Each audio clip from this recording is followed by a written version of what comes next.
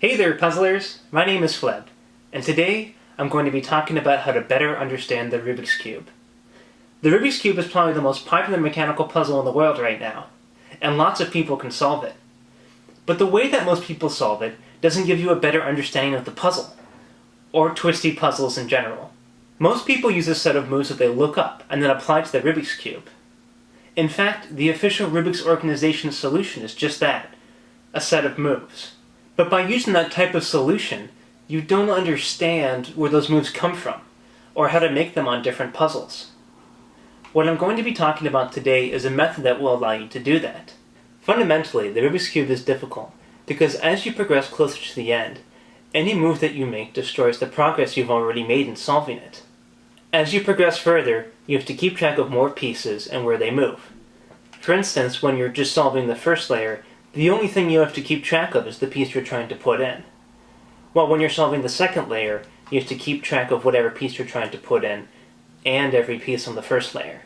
As a result, what we want to find is a way to simplify our thinking.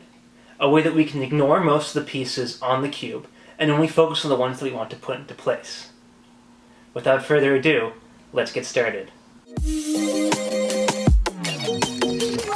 In order to showcase this method, I'm only going to be solving the final layer of the cube. I found that when demoing this to other people, that's where it's easiest to see how this technique works. Let's start by getting all the pieces oriented correctly, although not necessarily in their right positions. For example, this piece here, we'd like to flip this around so that the green is facing up to the layer where it's supposed to be. We're going to hold the Rubik's Cube in a consistent orientation so that we can write down the moves that we do on the cube.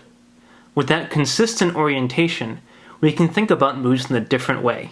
We can think about them as moving positions around the cube. For example, if we think about this as position A, and that as position B, making an R move will always move the piece at position A to position B.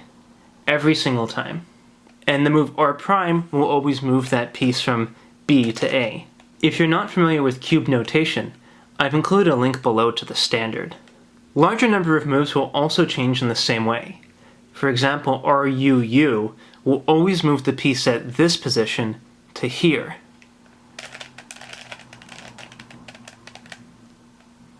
To reverse these moves, we have to do them in the opposite order. So to get back to our starting position from here, we have to do U', U', R'. But how can we apply these ideas to fix this single edge here? Here, I've labeled all the top layer pieces with a blue sticker, except for this one, which has a pink sticker and the letter X on it, in case you're blue-pink colorblind. Each of these stickers also has a number on it, and I've labeled them from 1 to 7 clockwise. We would like to do a simple set of moves, much like what we would do on the first layer, to put that piece in a different orientation. So let's just solve it as though it were the first layer. So R', E', R, R, E', E', R'. Now there's a couple things to notice here. First is that we have successfully flipped this edge piece. The other is that none of these pieces have changed. They all still have their stickers on them, which means they were all top layer pieces to begin with, and counterclockwise they still read 1 to 7. The only piece that changed in the top layer was this one, but the bottom layer is all messed up. Even though these layers were solved before, now they're all jumbled. So what can we do to fix this? Well, we have one way to do that. If we do the same moves in reverse, just like we were talking about before, everything would get put back into place. But this would also get switched. So the question remains, how can this be useful to us? Well, let's think about what would happen if we made this move, and then reverse the moves. Let's relabel the cube.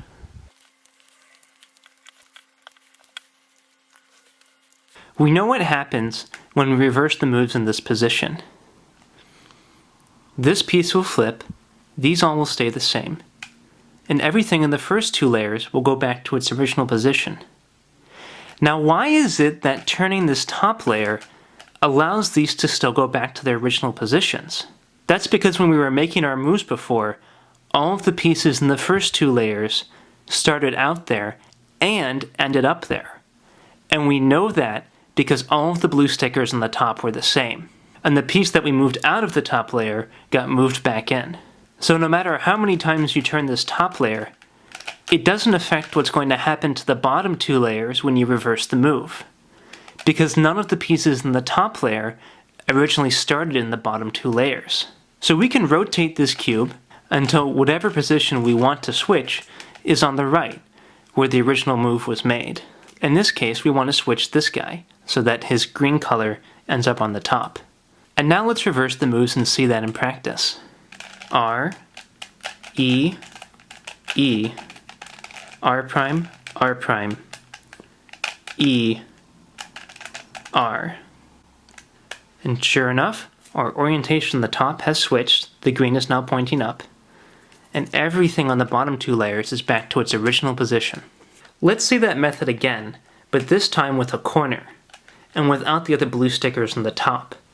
What we want to do is reorient this corner and put it back where it started without moving any of these top layer pieces.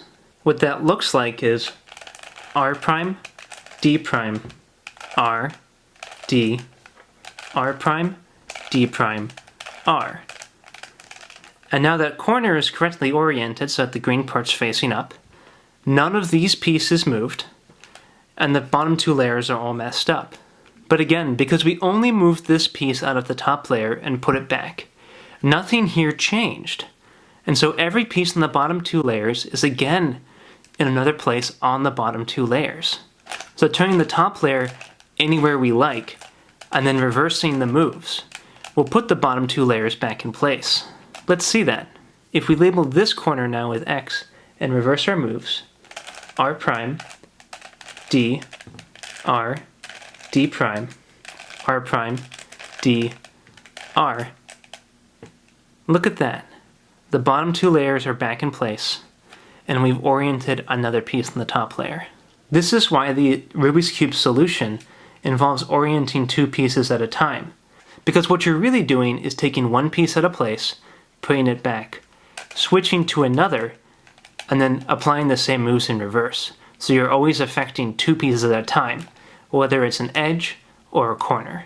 Using that method, you can orient all the pieces on the top layer without messing up your work on the bottom two layers. But now the pieces aren't in their correct positions. This isn't a solved Rubik's Cube. So how can we adjust the positions of all of these pieces? What we'd love to do is put this piece here, on the white face where it belongs. We can do that much like we oriented the edges, by ignoring all the other pieces and just doing face moves. So let's do that. R prime, E, R, D prime, F prime, E prime, F. And there we have it. The white edge is now on the white face. But the problem is that not everything is still on the top layer. If you notice, this piece has no green on it. And that's because when we put this piece in this spot, we knocked out one of the other pieces, which is now over here. We need to put that piece back on the top layer, or we can't use our method from before. So to put it back, we'll do R prime, E, E, R. Now everything from the top layer is back on the top layer, and so we know that the bottom two layers are going to have only pieces that started in the bottom two layers. So again, reversing the moves, no matter where this top layer is turned to, will result in the bottom two layers being fixed. But we did something interesting here. We didn't just move the white piece from here to there. We also had to move the yellow piece from here to there. So any reversal of moves will switch these two pieces. Luckily, we want to switch these two to get a consistent orientation. The move that we made switched these two, and these are the two we need to switch now. So we move those into place, and then do the same moves in reverse. R prime, E prime, E prime, R, F prime, E, F, D, R prime, E prime, R. And would you look at that? These two pieces have switched, and now the bottom layer is back to its normal position. And this has oriented all the edges on the top face. When we were doing the orientation of pieces, we put them back where they were, and then switched to another piece and oriented that. But in order to make this method work, with all of the pieces going back into the top layer, we have to switch two pieces, and then switch another. So if you've ever wondered why the Rubik's Cube algorithms that you can look up use 2 pieces for orientation and 3 pieces for position, this is why. The same is true of the corners. We can only do cycles of 3, because we're switching 2 pieces and then switching another. Using this method, you can solve the rest of the Rubik's Cube. I advise that if you're trying to do this for the first time, that you write down the moves that you're doing, so that you can then write the reverses more easily. I hope that this video has helped you to understand the Rubik's Cube better. And the same techniques can be applied to other twisty puzzles as well. If you have any questions on the method, be sure to ask them in the comments. Right now, I'm doing a Kickstarter for a book of original puzzles. On the campaign page, there's a link to 5 puzzles and a meta puzzle which you can download for free and try out. And if you're interested in more puzzle content, please subscribe and follow me on Twitter, @FLEB Puzzles. Thank you very much for watching, everyone, and as always, happy puzzling.